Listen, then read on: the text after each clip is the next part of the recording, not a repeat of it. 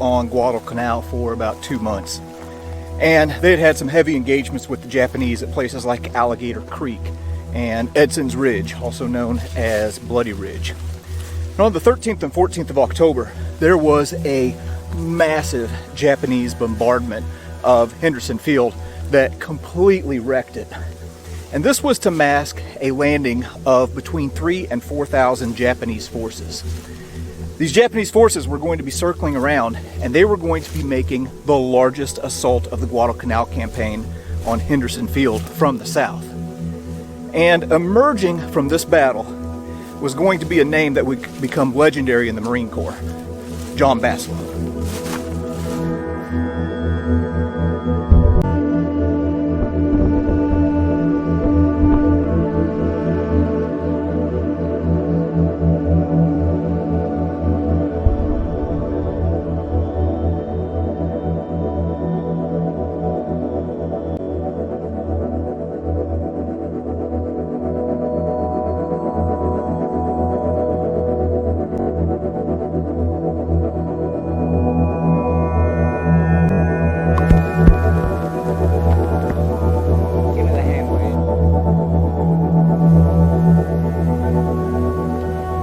Sergeant John Basilone, I'm very happy to welcome you, the first enlisted Marine to receive the Congressional Medal of Honor, and we're very proud to have you in New York City.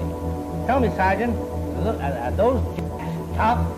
Yes, they were tough, but Marines were tougher. Marines are always tougher. Yes, sir. I see you got the Congressional Medal of Honor here. Yes, sir.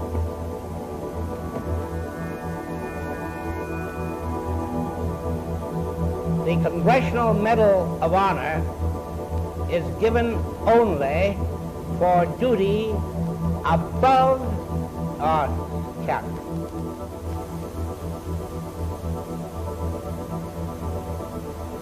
Sergeant, can you tell us something about how you happened to get this medal?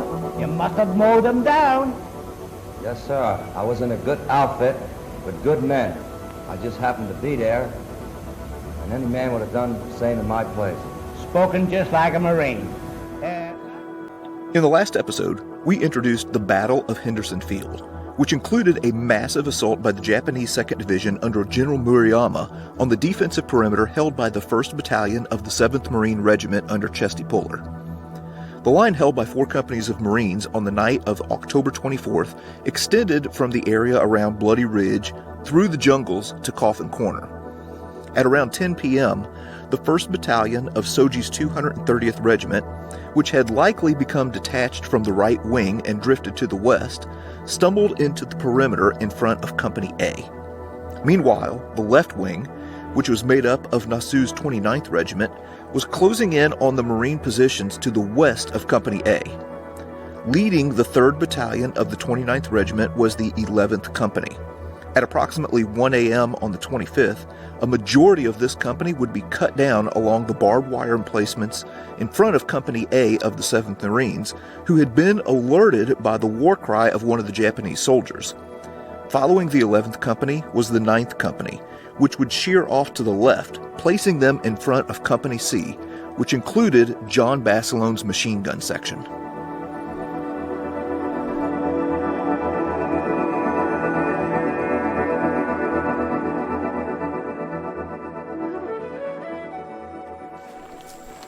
All right, right now we are making our way through the jungle, and right now we are pretty much following the exact path that the Japanese would have followed as they were pushing north towards Old Chesty Puller and the 7th Marine Regiment in late October of 1942. And today we are going to be going to the exact spot where John Basilone performed actions that would lead to him being awarded the Medal of Honor. We got a storm that's rolling in, so we've got to be pretty quick on this one.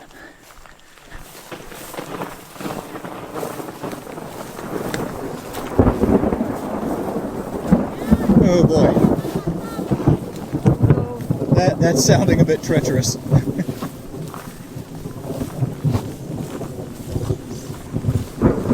Dave and I from our YouTube channel, so he's out walking the ground with us today, and happened to find this tail fin from a US 81 millimeter mortar. So yeah, all kinds of cool stuff here. Yep.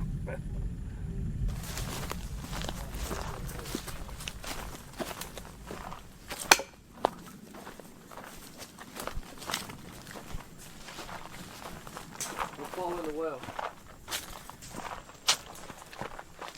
Just watch that well. Yeah.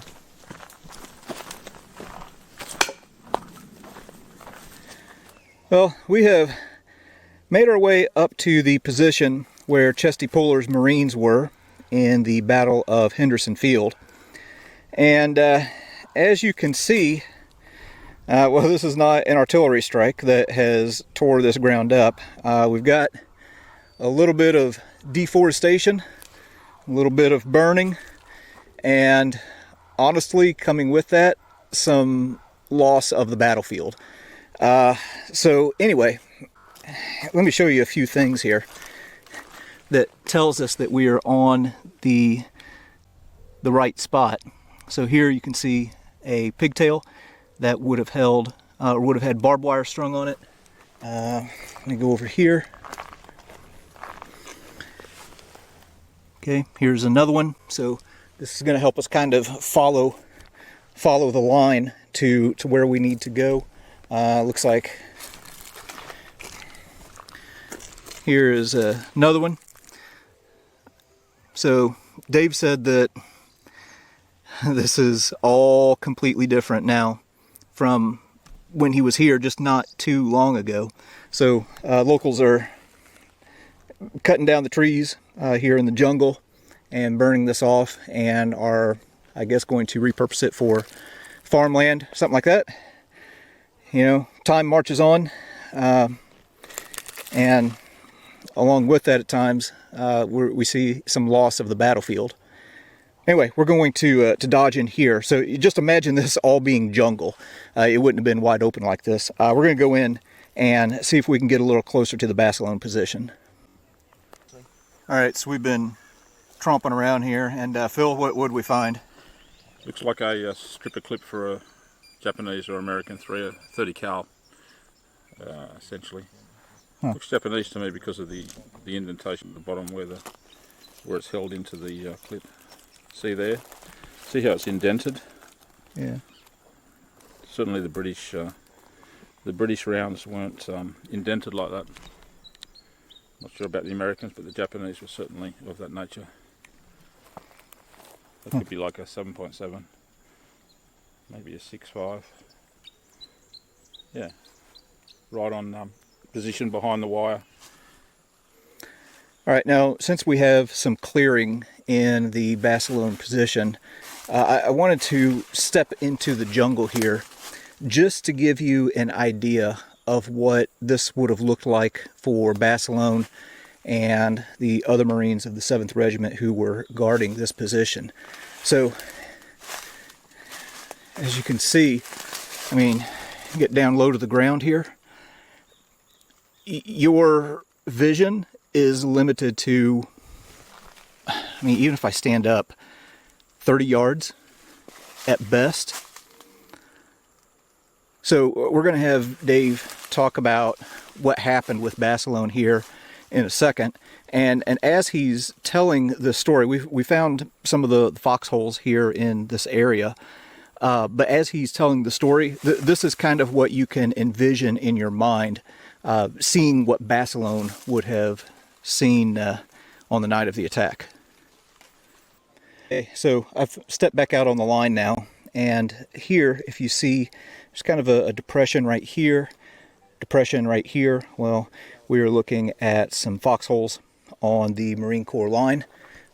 Push up just a little bit here, and here are some more of these pigtails. Yeah. All right, so we're going to have Dave tell us a little bit about some of the actions of John Basilone here on the night of the Japanese attack. So here we're standing very near the location of the John Basilone fighting positions. Unfortunately, the area is being cleared, so just like I did before. A few years ago we captured it, and now JD's capturing this. And this time next year this may be gone. It's been cleared for guarding, so this is a good time to actually record this. So on the night of 24th to 25th of October 1942, John Basilone, along with 13 other Marines, manned 4 heavy machine guns, water crew Brownings. They were in 2 bunkers about 30 yards apart. Basilone's gun, along with a 37 millimeter anti-tank gun, which is about 50 yards away, along with a number of riflemen on both sides, was guarding the Sector 3 trail. So it was a trail that actually ran north to south along Briggs Outpost. And Briggs Outpost is in that direction about 1,000 yards. If you've seen the movie or the Pacific series, HBO Pacific series, his family depicted Lieutenant Ralph or Platoon Sergeant Ralph Briggs. He's on his command post up in an outpost, and he gets on the field phone line to Chesty Puller, and he said that, you know, they're coming. He said, how many? The whole effing Jap army's coming in. He said, that many hang around to our left and coming to the army lines. So that was about 1,000 yards that way, and Basilone heard it. So the first Japanese came down the track, and also the Jeep Trail, which is a few hundred yards to my right, where Able Company, 1st Battalion, 7th Marines, occupied a position. So Basilone's guns rotated to the left and started engaging some Japanese to support A Company. And then in the period of probably about 20 or 30 minutes, a runner came over from his other bunker, which is only 30 yards away, and said, look, the bunker's been taken out. So Basilone grabbed the gun and 2 other guys, and they proceeded behind the bunker, and they had to go down a supply trail, which there were supply trails running behind these bunkers. He went down a supply trail, did a dog leg, come back. Between one bunker to the other bunker, they ran into about 6 or 7 Japanese. Basilone said we took care of them. Basilone made it to his other bunker. So here's an example of a bunker that's very near here. So say he had 2 bunkers. Bunker, that hole over there is first bunker of Basilone, hole B. So Basilone was in a bunker like this. He ran out. They were a bit. This isn't 30 yards away. Imagine 30 yards away, say over there. He's ran out, engaged the Japanese, and come back in. So he's had a machine gun. He's met 2 of his men on both sides. The rest of them have already been evacuated, killed and wounded. One was firing at the Japanese with a rifle, screaming at him, and the other was firing too. So Basilone runs in, throws one gun beside the bunker. They said, what's wrong with the other gun? They said, it's busted. So he rolls into the other bunker, clears it, had a ruptured shell, so he clears it, comes back, loads his gun, and they kept firing back and forth. He'd roll between the guns and firing them. The Japanese were rushing in piecemeal, 20, 30, 40 at a time, rushing down the trail. He was firing at them. So it wasn't like a major rush of 200 guys or 300. It was just piecemeal through the night. So he maintained this pace through the night, along with a 37 millimeter and other Marines around him, stopping these Japanese from penetrating the vital trail and going to the airfield. Some point during the night, he was running low of ammunition. He told, by that stage, there was only 2 other Marines. The other ones had been wounded. He said, look, just stay here, and I'll be back. So he went 150 yards to the rear. But this is what amazing about the Basilone's position. That 150 yards to the rear was the supply point. To get there, because there's a lot of Japanese between him and there, because Japanese had been running past, some penetrating through. So he ran in front of the Marine lines, so the barbed wire line, you see the pigtails there. He ran in front of the Marine lines, down the line, between the Japanese and the other Marines firing, and back into the Marine lines to get to the point. He's went and got a large box of ammunition, wooden box, and he's brought it back. He said when he get to the jungle clearings, he would push it through, and then when he would get to the jungle, he'd run with it. He didn't encounter any Japanese then. He came back to his post and loaded and kept firing it. He said about 30 minutes before dawn, he thought, well, they'll make one big rush, and they didn't. And that morning, about 8 o'clock, Puller walked around, looked at what he did, and says, nice work. That's all he said. So it was great words from Puller. And he kept walking away. Then later in that morning, they moved Basilone and the rest of the battalion up on Edson Ridge, where they experienced no other fighting. So he experienced intense fighting for about 6 hours, off and on. There was a lot of guys with him. There was 2 guys in the hole with him, but on both sides there were numerous Marines. Basilone wasn't wounded, but he did say he was he had a lot of concussion, because the Japanese would get to the barbed wire line like here, they would throw sticks of dynamite over, and he also had homemade claymores trying to blast the wire. And he said it shook him up. And during the firing, Basilone had laid a .45 pistol beside him when he was firing. So he had a low-profile machine gun mount. So with the 1919, he could lower the heavy machine gun so he could fire in a prone position. You know, the movie depicts him, or the series depicts him running out and dragging bodies off or ordering his men. He didn't do that. He says in his own statement, he moved his gun around to establish a clear field of fire, which a professional machine gunner would do. So the Japanese, so you got Phil there. I'm in a bunker. Basilone said the Japanese, or the line was about 30 feet from him. And he could see about 20 feet on the other side. So this here, jungle would be on the other side.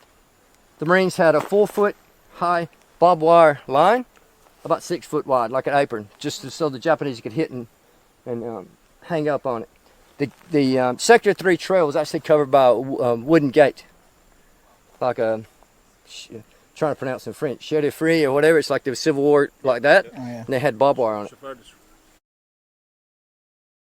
Chevaux de Free, there you go. And they would open it up every day, and the patrols would go out, and the outposts would come in on that route. So that's the Basilone area, and it's actually a great honor to actually stand on it. And unfortunately, I think this is probably one of the last times we see this place, because the locals are, well, it's modernization, so making gardens. But here it's a great depiction. So you've got the fighting hose, and you got the barbed wire line. And the barbed wire would run in zigzag like this. And what they would do, they'd leave barbed wire open at a certain stage, or they'd cut firing lanes into the jungle 75 to 100 yards to lure the Japanese in the path of least resistance. The machine guns could cut them down. So this is, I took a lot of years to find these areas, so I spent a lot of time in here. It's a lot easier today to walk in it, I'll grant you that. It's all swamp, so.